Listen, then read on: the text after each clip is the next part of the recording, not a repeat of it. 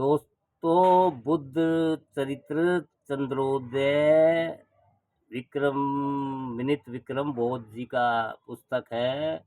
और इसमें तथागत बुद्ध के बारे में, चरित्र के बारे में, ये अभी 11वां सर्ग 11वां पाठ चल रहा है। निनिदित प्रस्ताव। जब महात्मा बुद्ध जंगल में वनवास में ज्ञान के प्राप्ति के लिए चले जाते हैं, तो तब वो अपने जो रथ के सारथी थे उनको अपने वस्त्र और आभूषण वगैरह देते हैं। उसके बाद वो उनको लेके घर में आते हैं। तो उसके बाद का ये इसमें चित्रण दिया हुआ है। 11वां सर्ग निदित प्रस्ताव।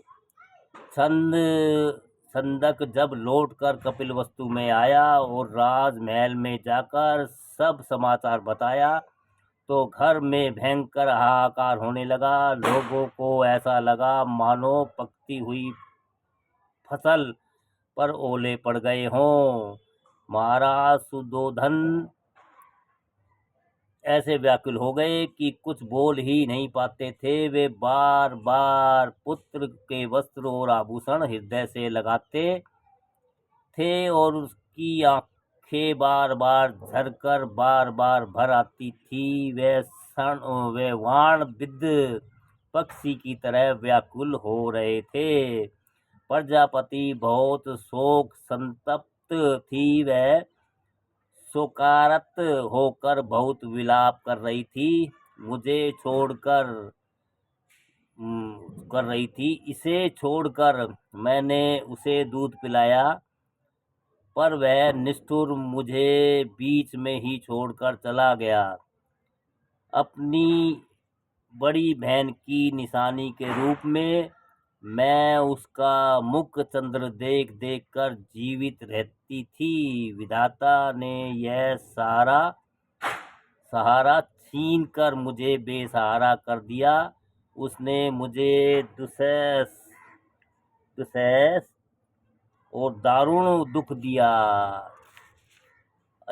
यशोदा का मुख मलिन और आंखें निस्तेज हो गई। उसकी दशा ऐसी दयनीय थी जैसे सूर्य के अस्त होने पर सूर्यमुखी मुरझा जाती है। वह न तो अपने होठ खोलती थी और न ही कुछ बोलती थी। उसका हृदय संताप से पिघल कर आंखों से प्रभावित हो रहा था। मन ही मन सोच रही थी, अगर प्रियतम के मन में वैराग लेने की इच्छा थी तो उन्होंने मुझे बताया क्यों नहीं। अपनी जीवन सहचरी के नाते यदि वे मुझे एक बात बता कर जाते तो मेरे हृदय में इतना संताप न होता। क्या मैं अपने प्रियतम के मार्ग की रुकावट बन जाती? पुरुषों में सबसे बड़ा दोष यही है कि वह स्त्रियों का थोड़ा भी विश्वास नहीं करते हैं।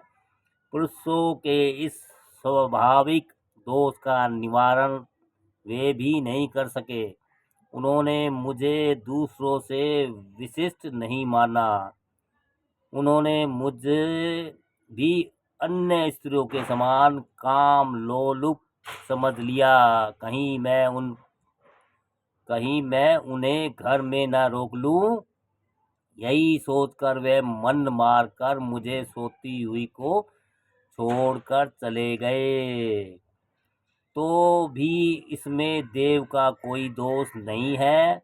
मैंने जैसी करनी थी विधाता ने बिना किसी लाग लपेट के वैसी ही भरनी मुझे दे दी। ऐसा संदेह तो मुझे पहले ही था कि वे घर में न रहेंगे बल्कि मुझे छोड़कर चले जाएंगे। मेरे स्वजनों ने मुझे नेक सलाह दी थी, उनका चुनाव करने से बार बार रोका था। मैंने स्वयं हट करके एक विरागी का वरुण किया था। वह आर्य पुत्र का इसमें क्या दोष? लेकिन वह मोहक मुख देखकर अगर मैंने उनका चुनाव कर लिया तो इसमें मेरा भी दोष नहीं है। अब कुछ सोच समझकर मैं क्यों न संतोष करूं। 12 वर्ष तक उनके साथ पुण्य सुख भोगने के बाद मैं प्रसन्नता पूर्वक संतान की अग्नि में जलूंगी और उसे सहन करूंगी। मेरे प्राणनाथ ने मुझ पर दया करके मुझे जो कुछ दिया है, चाहे वह सुख हो चाहे दुख हो, मैं समान भाव से दोनों को ही सुरोधार्य करूंगी।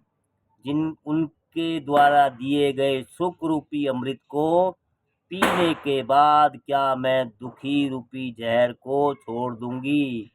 सारा संसार साक्षी रहे कि मैं उसे भी प्रसन्नता पूर्वक पीऊंगी। मैं व्यर्थ ही अपना मन छोटा करती हूँ। अगर मेरे प्रियतम को सिद्धि प्राप्त होती है तो मुझे इसमें क्या घाटा है। अगर वे करुणावेश सारे संसार का शोक संताप हरण कर लेते हैं तो मैं अपने सूल को फूल के समान सहन कर लूंगी। अगर उनके प्रयास से यह संसार दुखों से छुटकारा पा जाता है तो मैं अपने गले के फंदे को भी गले का हार समझकर पहन लूंगी। उसके मन में बार बार अनेक प्रकार के संकल्प विकल्प बनते बिगड़ते थे। अनेक प्रकार के तर्क वितर्क उठकर एक दूसरे से लड़ भिड़कर बिखर जाते थे। मोह भाव से भरकर पहले तो उसका मन कुछ बोझिल हो गया, पर बाद में विवेक जागृत होने पर उसका हृदय हल्का हो गया। उस शीलवती यशोदा ने अपने मन में दृढ़ संकल्प किया और कठोर व्रत धारण किया। उसने अपने हाथों से अपने केस काट लिए, राजसी वेशभूषा के घोतक वस्त्र और आभूषण त्याग दिए, मोटे मलिन वस्त्र धारण कर लिए। वह बहुत कठोर कार्य का सहन करने लगी। उसने घर में प्रतिदिन मिलने वाले अनेक प्रकार के राजशाही खान पान छोड़ दिए जो असामान्य लोगों को अलभ्य होते हैं और जिनके लिए वह ललचाते रहते हैं। वह रूखा सूखा थोड़ा भोजन करती थी ताकि न तो वह मर सके और न ही सुख से जी सके। वह फूलों की सैया छोड़कर कठोर भूमि पर कुछ कांस बिछाकर सोती थी।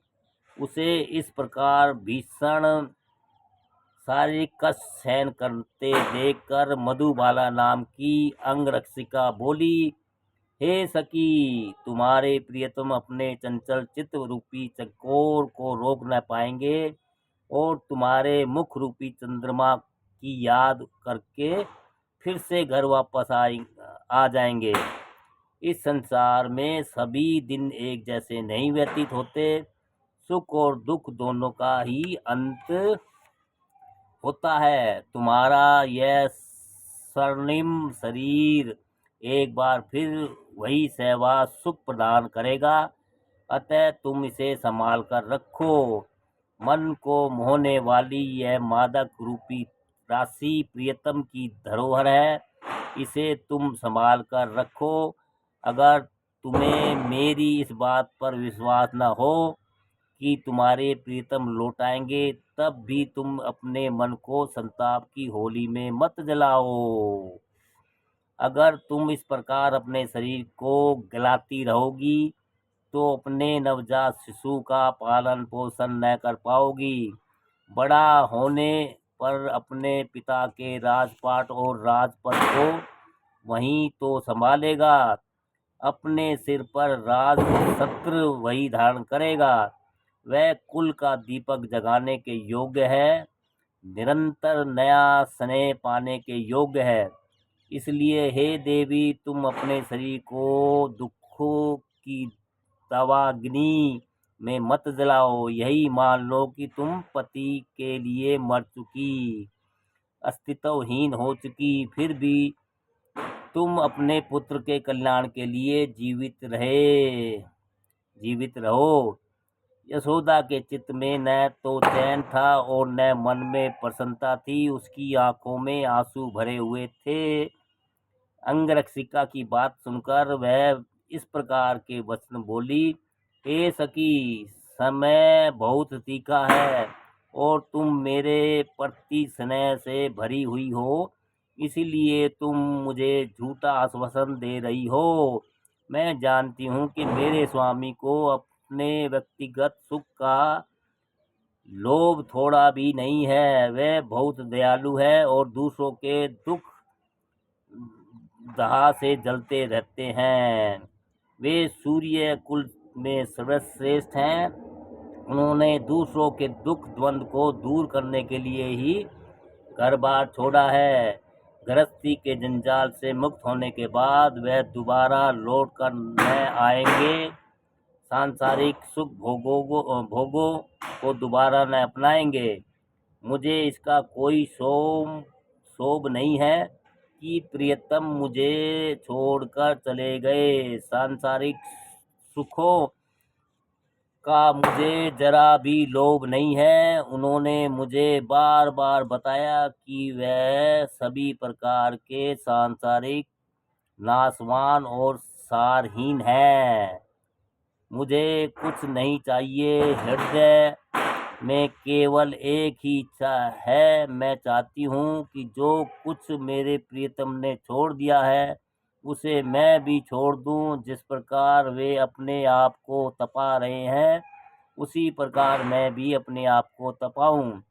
परंतु सखी, तुम मुझे मेरी रुचि के प्रतिकूल शिक्षा दे रही हो, क्योंकि तुम मुझे दुख भोग से विरक्त करके सुख भोग की ओर ले जाना चाहती हो।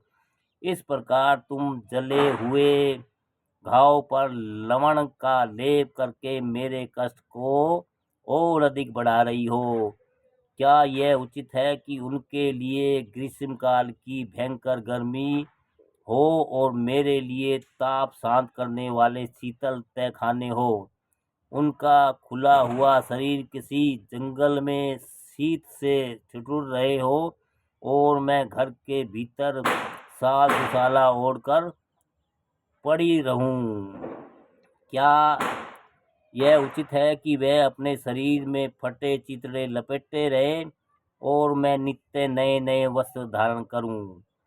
वे जमीन पर कुछ कांस बिछाकर लेटे रहें और मेरे लिए सुख देने वाली फूलों की सेज हो। क्या वह यह उचित है कि मेरे प्रियतम साग पात से अपना पेट भरें और मैं यहाँ 56 व्यंजन का भोग लगाऊं? हे सखी, मेरे लिए तुम्हारे हृदय में बहुत अधिक प्रेम भाव है। मेरी सुख सुविधाओं का ध्यान रखते हुए तुम मुझे सुखदायी शिक्षा क्यों न दो? तुम्हारी ऐसी शिक्षा पाकर भी अगर मैं जीवित बच गई तो मैं सचमुच ही वज्रकर्णी के समान कठोर हूँ। मेरा वज्र हृदय कच्छप के समान कठोर है। उस पर न तो मेरा कोई जोर चलता है और न तेरा कोई जोर चलेगा। मेरा कठोर हृदय न तो मेरी धौंस मानता है और न तेरी धौंस मानेगा। उसके ऊपर कोई जबरदस्ती नहीं की जा सकती, इसलिए मैं तो वही करूँगी जो मेरा हृदय कहेगा। ऐसा कहकर वह फूट फूट कर रोने लगी। उसे अत्यंत शोकार्त देखकर उसकी सखी ने स्वयं शोकार्त होकर उसे हृदय से लगा लिया। उसका स्नेह पाकर वह भगन हृदय हंसनी कुछ शांत हो गई। महाराज सुधोधन और प्रजापति ने भी उसके आवास में आकर उसे समझाया, पर उसने अपना दृढ़ संकल्प नहीं छोड़ा। सब कुछ सुन जानकर देवदत्त हृदय में हर्षित हुआ और देवर के नाते वहां आया। यशोदा का स्वच्छ मुख देखकर उसके मन में दूषित वासना उत्पन्न हो गई। वह उसे समझाते हुए कहने लगा, जब तुमने गौतम के गले में वरमाला पहनाई थी, तभी मैं जान गया था कि आगे चलकर ऐसा ही हाल होगा। राजकुमार सिद्धार्थ जन्म से ही बड़े भीरू हैं, तभी तो तुम्हें मझधार में छोड़कर चले गए। फिर भी तुम कोई चिंता मत करो, मैं तुम्हारी बांह पकड़कर तुम्हें पार लगाऊंगा। देवर को दूसरा वर माना जाता है। शास्त्रों में इस बात का समर्थन करते हैं। सारा संसार भी इस बात को मानता है। तुम्हारे ऊपर मेरा मन पहले से ही आसक्त है। मेरा चित्त तुम्हारे मुख चंद्र का चकोर बना हुआ है। मेरे मन में आज भी तुमसे मिलने का विश्वास है। हृदय में आज भी प्रगाढ़ प्रेम है। मुझे तुम प्राणों से भी प्रिय लगती हो। हे देवी, यह मेरा प्रणय निवेदन स्वीकार कर लो। मैं शीघ्र ही तुम्हारे चरण कमल का सेवक बन जाऊं। देवदत्त के कुटिल वचन सुनकर यशोदा बहुत चकित हुई। अपने क्रोध को संयत कर रखते हुए वह कुछ संकित होकर बोली, मैंने अपने मन पसंद पुरुष का चुनाव करके उसके साथ विवाह किया था। उसके लिए मुझे कोई पश्चाताप नहीं है। कुमार का वरुण करके मैंने सच्चा मणिक प्राप्त कर लिया था। मेरा मन अब भी उसी के रंग में रंगा हुआ है। क्योंकि तुम मुझे कहने के लिए विवश कर रहे हो, इसलिए मुझे यह कठोर बात कहनी पड़ रही है कि न तो तुम मुझे पहले ही अच्छे लगे थे और न अभी लग रहे हो। मेरे प्रियतम अगर मुझे मझधार में छोड़ गए हैं, तो मैं अपने बाहुबल से संसार सागर को पार कर लूंगी। मेरे सास ससुर और मेरे माता पिता जीवित हैं। मुझे तुम्हारे सहारे की कोई जरूरत नहीं है। तुम दूसरी स्त्री के पति हो और दूसरे पुरुष की पति हो और मैं दूसरे पुरुष की पत्नी हूँ। मेरे लिए पराये पुरुष की छाया भी छूने योग्य नहीं है। मैं 12 वर्ष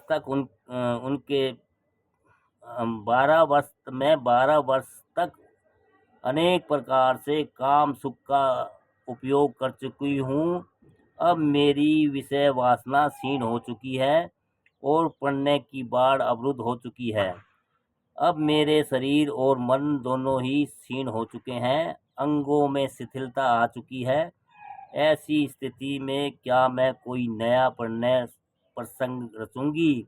अगर मेरे प्रति तुम्हारे मन में सच्चा प्रेम है, तो उसके लिए मैं तुम्हें धन्यवाद देती हूँ। अगर तुम मुझ पर बहुत पहले से आसक्त हो, तो मैं अपने उस पुराने प्रेम भाव को गुप्त ही रखो, क्योंकि उसे प्रकट करने में तुम्हें कोई लाभ नहीं है। तुम्हारा यह प्रणय का पागलपन बिल्कुल सारहीन है। व्यर्थ की नीरस बकवास बंद करो। अपने प्रणय प्रस्ताव के विरुद्ध यशोदा की बात उसे अच्छी नहीं लगी। अपने हृदय के सोम को छिपाते हुए वह बोला, तुमने 12 वर्ष तक जो सुख भोगा है, उसमें प्रणय की तीव्रता जरा भी नहीं थी। जिसके मन में कोई कीड़ा करने की कोई इच्छा ही न हो, भला उसके सहवास से किसी को क्या सुख मिलेगा? तुम मुझे पढ़ने का अवसर प्रदान करो, तभी तुम सहवास का सच्चा सुख प्राप्त कर सकोगी। हे नवेली, तुम इस प्रकार दीन वचन मत बोलो। व्यर्थ की गिलानी से मन को मत गलाओ। मुझे इस संसार में जीवित जानते हुए भी निराश क्यों होती हो? ना तो तुम्हारे शरीर और मन ही क्षीण हुए हैं और ना तुम्हारे अंगों में ही कोई कमी आई है। अब भी तो सर से पांव तक तुम्हारा शरीर काम रस से संचित है। अब भी तो तुम्हारे गालों में गुलाब खिले हुए हैं, जिन्हें देखकर मन रूपी भौरा काबू से बाहर हो जाता है।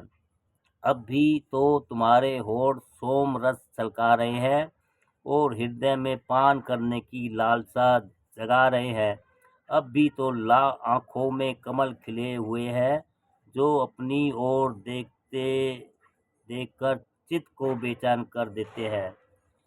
अब भी तुम्हारे दांत मोती बिखेर रहे हैं और हृदय में एक नई ज्योति जगा रहे हैं। अब भी तो तुम्हारी ग्रीवा शंख के समान सुंदर और चिकनी है, जिसे देखकर भुजाएं उसका हार बनने के लिए मचलने लगती है। अब भी तो तुम्हारी उम्र में बसंत की बहार निवास करती है। अभी तो तुम्हारे सुंदर हंसी से फूल झड़ते हैं। अभी तो तुम्हारी वाणी में कोयल गूंजती है। यह मधुर वाणी कानों को सुख देने वाली और मन को काम मद से मतवाला करने वाली है। अब भी तो तुम्हारे मुख पर चांद की चांदनी है, जिसे देखकर नेत्र रूपी चकोर मोहित हो जाते हैं। अभी तो तुम्हारे धीर गंभीर चाल पर कदम कदम पर हंस निछावर हो जाते हैं। तुम्हारे अंग में कामदेव के मन रूपी मृगों को फंसाने के लिए अपने जाल बिछा रखे हैं। मुझे तो यही आश्चर्य हो रहा है कि इन कठोर फंदों को तोड़कर कुमार चले कैसे गए। अब इस बात की कोई आशा नहीं है कि वह फिर से लौट कर आएंगे। हे देवी, फिर भी तुम्हें हताश न होना चाहिए। भला तुम में ऐसी कौन सी कमी आ गई जिसके प्रभाव से तुम अपने आप को इतना हीन समझ रही हो? अज्ञान से उत्पन्न इस कायरता को छोड़ दो। सुंदर अवसर पाकर इसका लाभ उठा लो। मनुष्य की आयु चंचल पानी की तरह बहती जा रही है। एक बार एक बार जाने के बाद जवानी लौट कर नहीं आती। मैंने बहुत दिनों तक भीषण प्रणय संताप सहन किया है। आज मेरे मन की चिर अभिलाषा पूरी कर दो। देवदत्त के कुटिल वचन सुनकर यशोदा का आत्मसंयम लुप्त हो गया। वह नियंत्रण में नहीं रह पाई। उसकी भौहें काली सर्पणी के समान टेढ़ी हो गई और लाल आंखों से चिंगारियां झरने लगी। मुंह से बाहर निकले संघिनी के आवास में जाकर दुष्ट भेड़िया अपने पराक्रम को पुरुषार्थ की बड़ी डींग हाँक रहा है। वह बार बार प्रणय निवेदन कर रहा है। वह इतना टेढ़ा है कि वहां से जाने के लिए सीधा रास्ता सुझाए जाने पर भी टल नहीं रहा था टल नहीं रहा है। तुम स्वयं जैसे काम लोलुप हो, मुझे भी उसी प्रकार समझकर इस बुरे समय में अपनी काम वासना पूरी करने आए हो। देव देवर के रिश्ते का विचार करके मैं कुछ अदब करती हूँ और तुम्हारा अपमान नहीं करना चाहती। मैं बातों में समझाकर ही तुम्हारे दुर्भाव को दूर कर देना चाहती हूँ।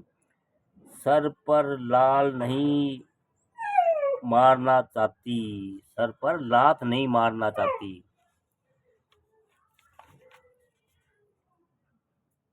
मैं 2 बार तुम्हारे अपशब्दों को सहन कर चुकी हूँ। इस बात का ध्यान रखना कि तीसरी बार उनका प्रयोग होने न होने पाए, नहीं तो मेरी अंग रक्षिकाएं बड़ी खोटी है, वह तुम्हारी बोटी बोटी काट कर कुत्तों को खिला देंगी।